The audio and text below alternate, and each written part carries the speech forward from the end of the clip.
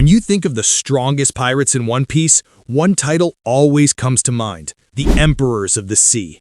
The Yonko are the monsters who literally rule the oceans. And today, we're ranking all 7 Yonko from wildest underdog to absolute peak of power. This one's going to be crazy, so don't just sit there, like the video, subscribe, and if you're a real Yonko fan, comment Peak Pirates below.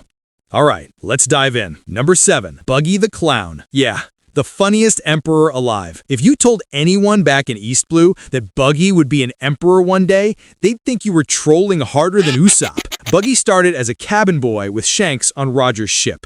Always jealous, always second best. After Roger's crew disbanded, Buggy started his own pirate gang. His Bara Bara no Mi lets him split his body apart, making him immune to sword attacks. Mihawk himself couldn't cut him. But here's the problem. His attacks? Mid. His hockey? Non-existent. So how did this man become an emperor? Luck. After Marineford, the world discovered Buggy was once Roger's crewmate. Prisoners from Impel Down followed him. His reputation exploded so much that the world government made him a warlord. Then, after the system was abolished, he founded Cross Guild with Mihawk and Crocodile. In reality, he's terrified of those two, but the world thinks he's the boss. His face is on the bounty posters. His network looks insane. The truth doesn't matter. Perception does. And perception turned Buggy into an emperor. Number 6, Charlotte Linlin, Big Mom. The most terrifying mom in the seas.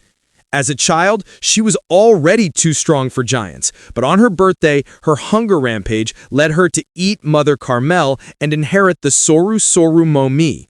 With it, she steals souls, animates objects, and creates her terrifying homies, Prometheus, Zeus, and Napoleon.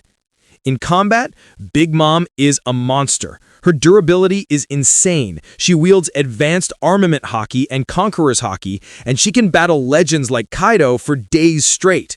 But her weakness? Hunger pangs. When they hit, even her own crew isn't safe. Still, Toto Land under her control was nearly impenetrable. Her children like Katakuri, Cracker, and Smoothie were forces of nature on their own. But even an Iron Empire can crack. In Wano, Kid and Law combined their strength and finally took her down.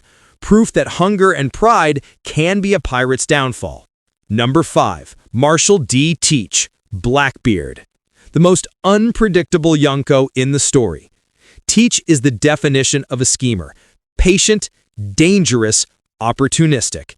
He waited years on Whitebeard's crew for the Yami Yami no Mi, the darkness fruit. It cancels out devil fruits with a touch. Already broken, right? But then he pulled off the impossible. After Whitebeard's death, he stole the Gura Gura no Mi, the fruit that creates earthquakes. 1 Logia, 1 Paramecia. The only man in history to hold 2 devil fruits. His crew? Straight out of Impel Down's level 6. Shiryu, Katarina Devon, Vasco Shot, the worst of the worst. But Blackbeard's biggest weapon isn't his power. It's his brain. He knows when to strike, capturing Ace, hijacking Marineford, claiming Whitebeard's territory, building Hachinosu into his empire. Every move is high risk, high reward, and Teach keeps winning. That's why he's the most dangerous wildcard in the game. Number 4, Kaido, the strongest creature in the world. If it's one-on-one, always bet on Kaido. His entrance alone was legendary, jumping from the Sky Island to the ground, casually surviving. Kaido's durability is insane, even suicide couldn't kill him. His Uo Uo no Mi, model Azur, turned him into a force of nature. He could lift entire islands, blast mountains apart, and dominate the skies with Boro breath. His hybrid form was nightmare fuel, speed, power, and advanced conqueror's hockey all in one. The beast pirates he commanded were an army of artificial devil fruit users. With Tobi Roppu, All-Stars, and even an alliance with Big Mom, Kaido ruled Wano like a fortress. It took Gear 5 Luffy, the literal sun god form, to finally bring him down. And even then, Luffy had to die once in the process. That's how terrifying Kaido really was. Number 3, Monkey D. Luffy. from a boy in East Blue to the newest emperor of the sea. Luffy isn't just a pirate, he's a force of freedom. Everywhere he goes, he breaks chains, topples tyrants, and embarrasses the world government. His devil fruit? The Hito Hito no Mi model Nika, the true form of his Gomu Gomu powers. It makes him the embodiment of joy, imagination, and freedom. Gear 5 literally lets him rewrite reality like a cartoon. But it's not just the fruit.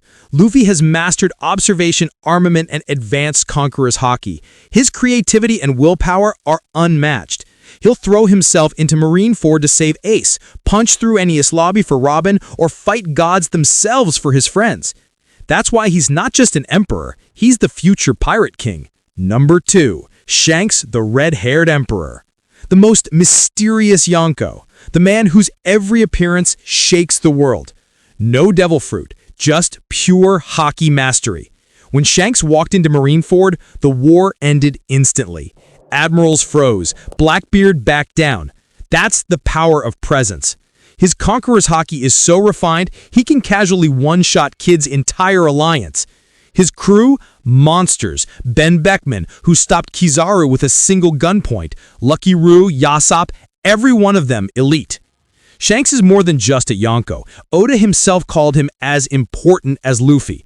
He's the balance keeper of the seas, the pirate who proves that you don't need a devil fruit to be feared by gods.